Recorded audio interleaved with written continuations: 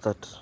Today, I would like us to study the affordable housing program, but compare it with the hard tax of 1900.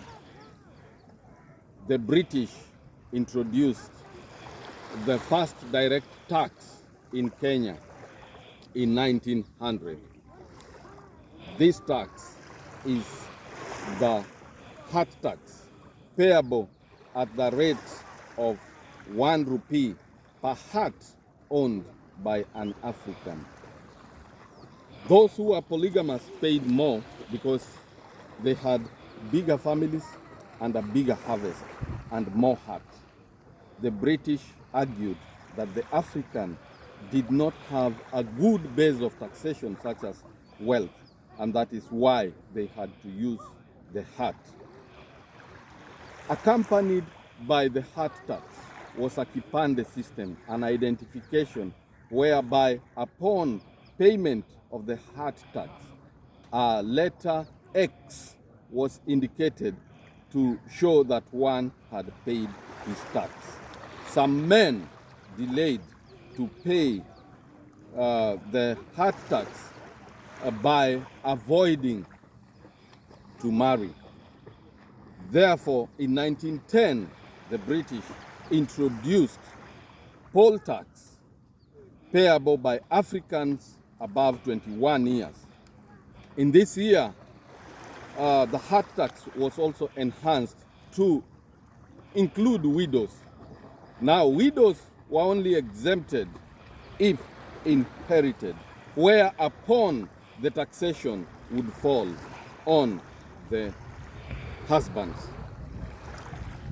Tax on Europeans was only introduced in the 1930s, meaning that the government of Britain made sure that the Africans funded their public projects and public service.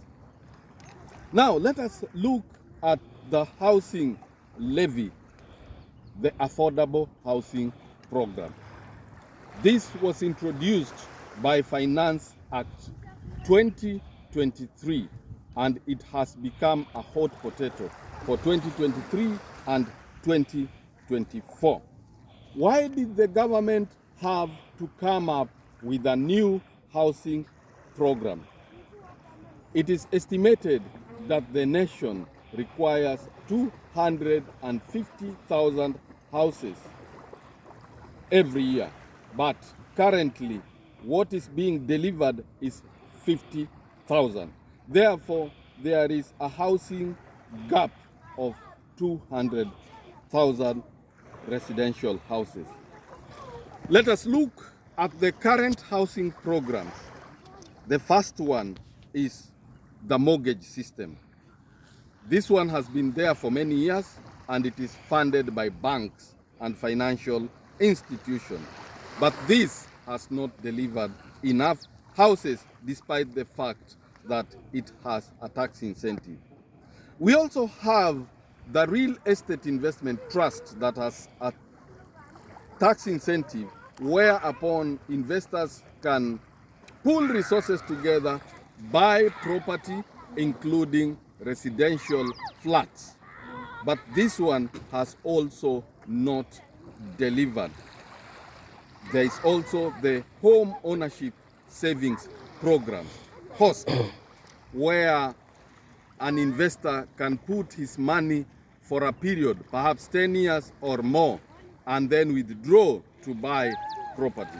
This one has also not delivered enough houses. In fact, this one was abolished a few years back. There are other tax incentives for housing programs under the value-added tax legislation and the income tax legislation. For example, we have corporates that can deliver 100 houses or more being charged corporate rate of 15%, meaning that they have a discount of 15% given that the corporate rate is 30%.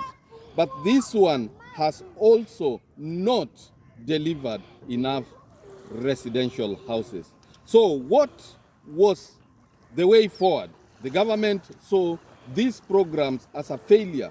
That is why it came up with new housing program, the affordable housing. But should it be funded by taxes and levies, or should it be funded through a savings and contributory system?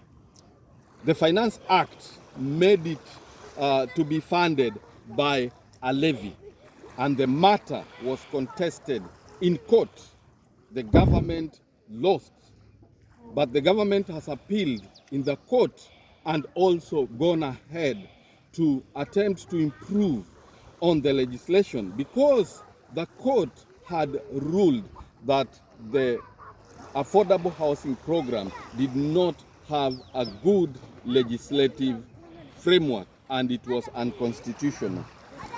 Therefore, I would ask a few questions. What is the way forward? Should this program be funded by a levy, or should it be funded via a savings and contributory system? Why bring all taxpayers on board and their employers? These are some of the questions being asked. Some employees already have their own houses in their rural areas or in their urban working place. Some employers have houses that house their own employees. Some employees have a few years before they will retire. Some expatriates are only here for a few months, for a few years. Why bring them